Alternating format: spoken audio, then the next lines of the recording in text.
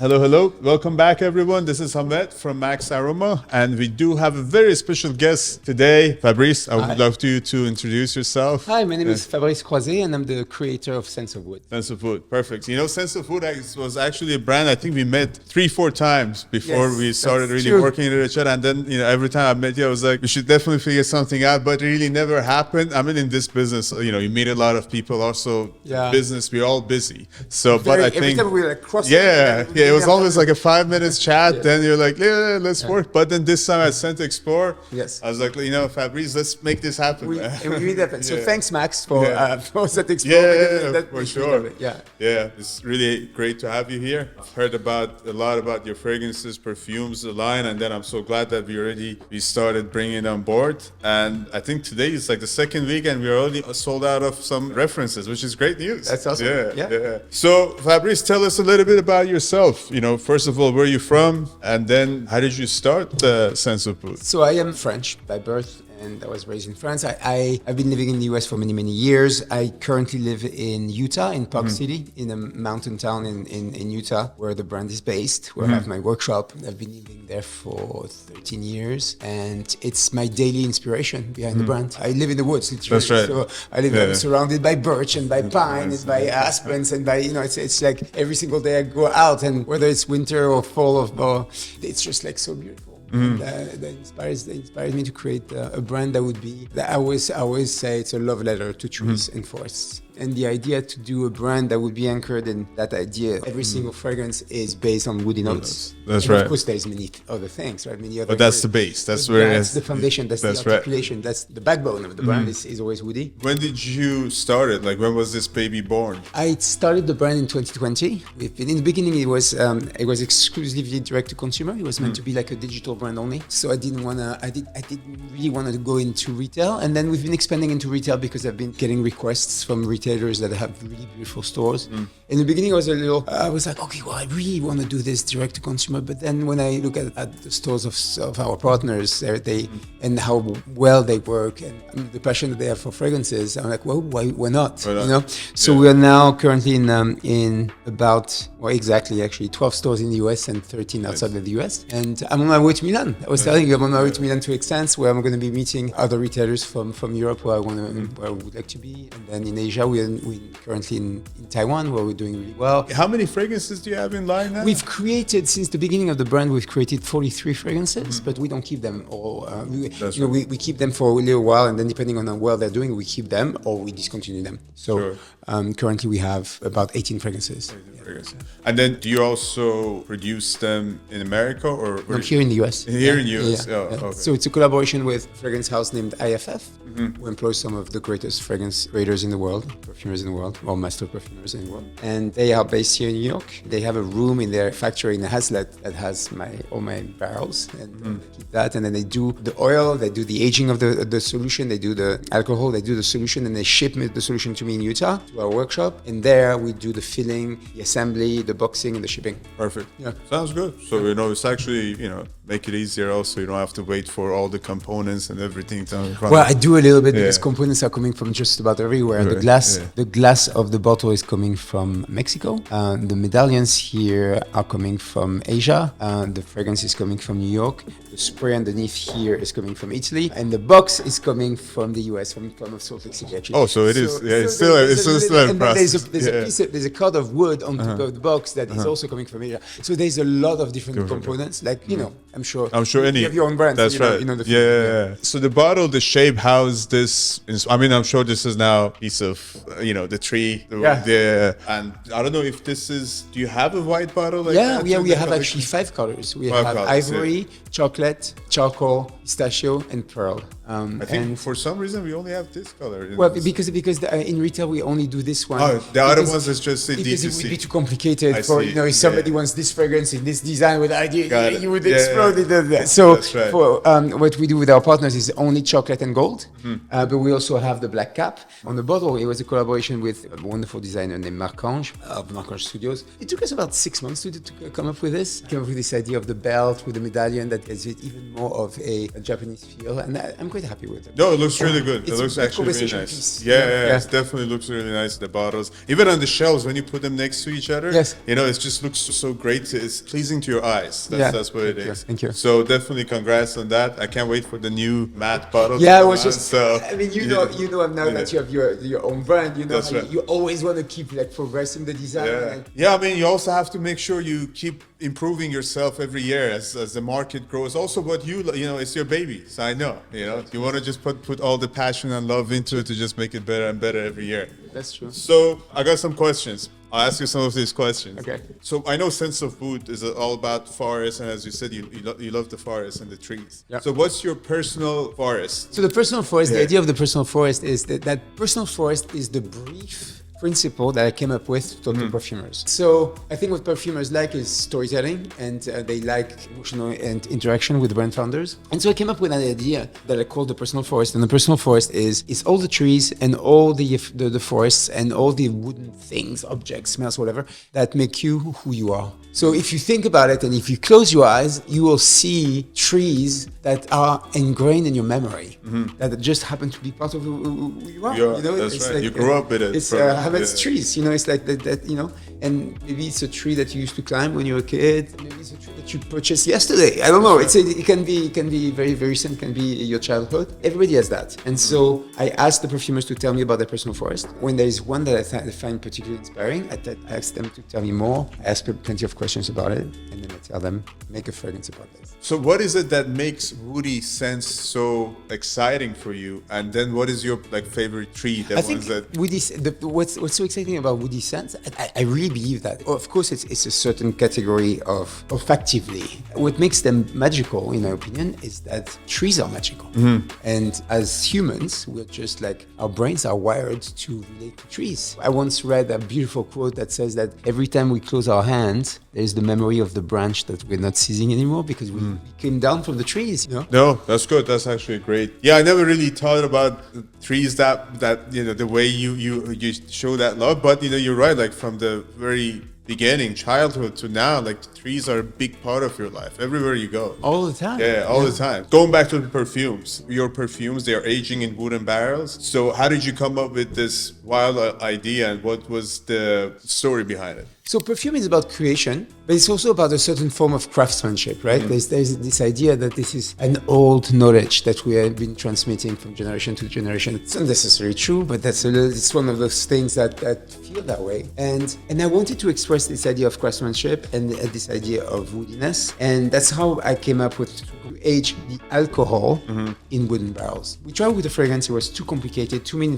chemical interactions. But when we started aging the alcohol in wooden barrels and then diluting the oils into aged alcohol, what happened is that all of a sudden we added woodiness to the fragrances, we added soul to the fragrances, because we were extracting so much beauty from the barrels and put it in the alcohols, just like you do with wine or whiskey, except that we were doing it with the alcohol of a fragrance, and it was like polishing and finalizing the woodiness of the fragrance, which itself was already very woody and very beautiful because perfumers I work with are such incredible talents.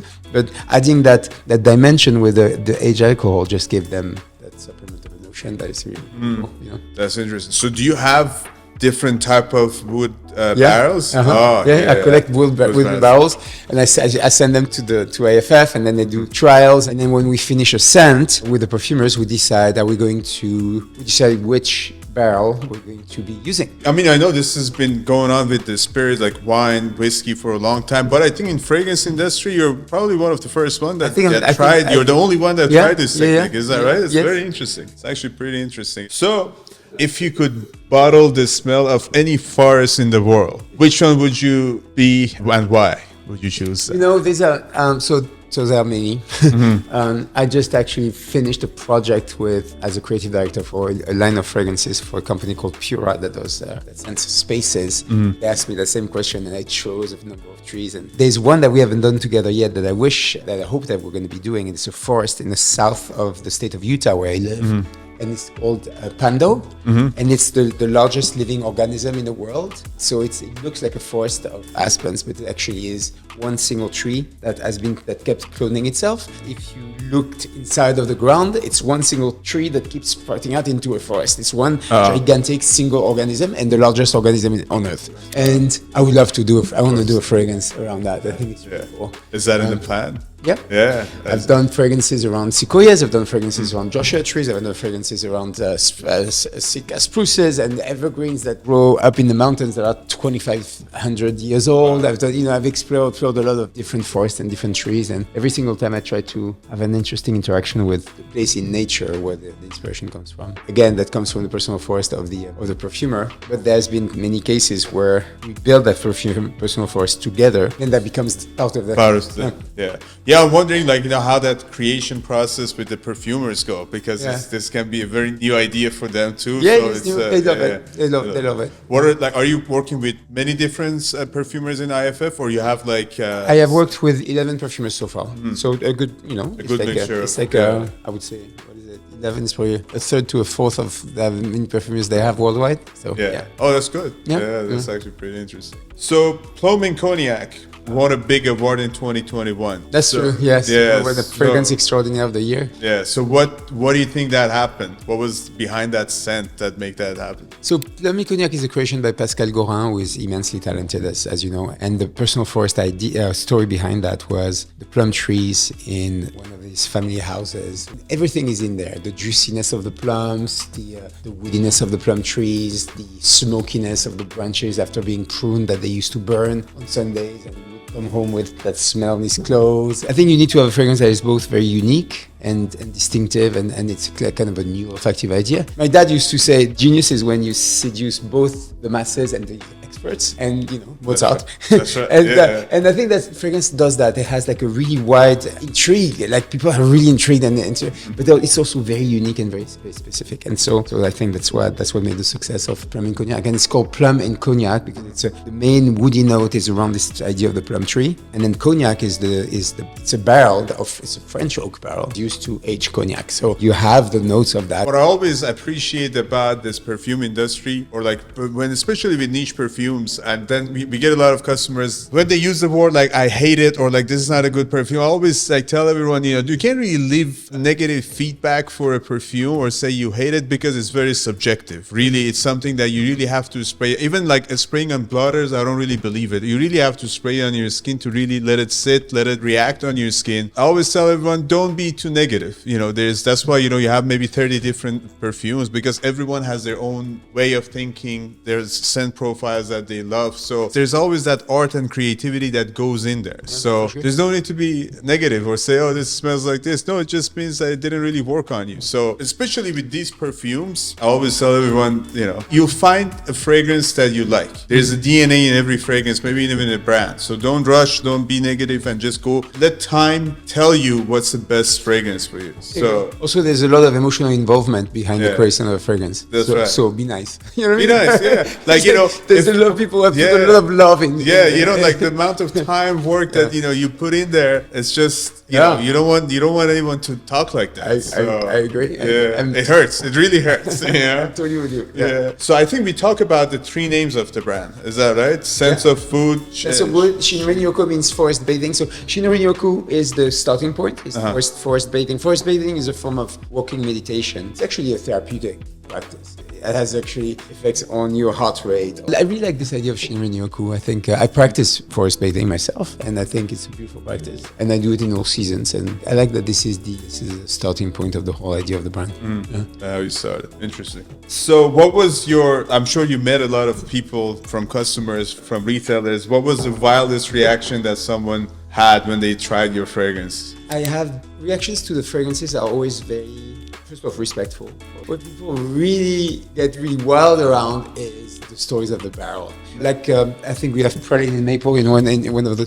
Praline and Maple is a barrel that had 3 lives. It was used to age bourbon for a decade, and then a gentleman in Canada bought it to age maple syrup in it, and I got this barrel from the guy, and then I aged perfume. So it's like the 3rd life of the barrel. You can imagine this American oak that was felled and turned into a barrel, and then the bourbon that was in it for a decade, and then moves to get sent to Canada, and the guy puts some maple syrup in it, and then they take it from there and they put, you know, that's excites me, bro. That's right. You know, they just like, and I always have like very cool conversations when I start telling stories like this. This is last question. It says, if you could invent a scent for a sci-fi planet,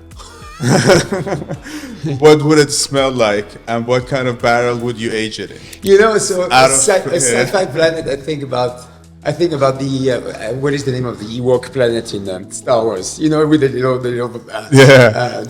teddy bears on bikes that are between the trees, or the magnificent tree of Avatar. That they're all living in there. There's just and that tree, and then the tree gets cut because that's of war against the humans and blah, blah. That would be a great, if that tree existed, that would be a magnificent starting point for a fragrance that would have to be fascinating. It's basically the representation of the gift of God to that particular planet, right? For it has the meaning of life.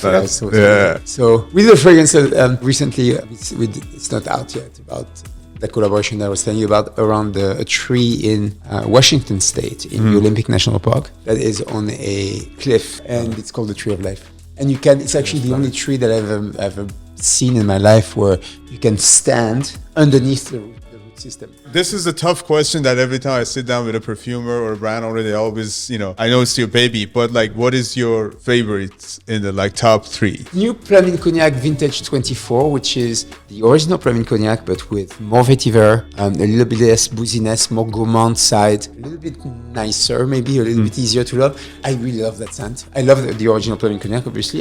So the original is now Flaming Cognac. We call it Flaming Cognac 20, Vintage 20. And the new one is Vintage 24, right? So I love both of those scents. We recently launched a scent called Pine in the Sun, which I absolutely love because if the scent had been done based on my personal forest, that would have been the scent. You know, it's around the pine trees that you find around the Mediterranean Sea, where I grew up in the south of France. I just have a personal fondness for that scent. And we also did recently Apricot and Cognac, which is a beautiful fragrance. Yeah. Well, I'm glad, you know, that's good. Well, Fabrice, thank you again for coming by. I'm sure everyone enjoyed this conversation. Make sure that follow Sense of Wood on Instagram. Yeah. Anywhere else that, you know, you want to let people No, Instagram is perfect. Yeah. If you want to follow the Sense of Wood on Instagram, please do. And then if you have any questions, DM me. And I try to respond to everything. Again, sometimes I'm late, but I try to respond to everything. Yeah, if you happen to be in Park City in Utah, just come and see our workshop. It's not a retail place by any means. It's a production place, but we do fragrance tours of our workshop and fragrance consultations. So perfect. So if you're ever in Utah, definitely go check them out. And also for this video, we always have this tradition that we give away stuff to people. So because we want to make sure that you guys can try the fragrances, maybe the top 4, top 3 that he mentioned. We got to give away 30. Actually, you know what? I'll do it. Sample set of 5 mLs, and then we gotta be 30 people. Make sure that you leave below down your comments, follow us, subscribe, and let us know if you tried any Sense of Wood fragrances. And then in 2 weeks we're gonna pick 30 winners, and we'll send you these sample sets, and you can try the fragrances. And if you like them, definitely come back and buy the full bottle. Awesome. Yeah. Very good. All right, guys. Thank you very much. Bye. Bye. Bye.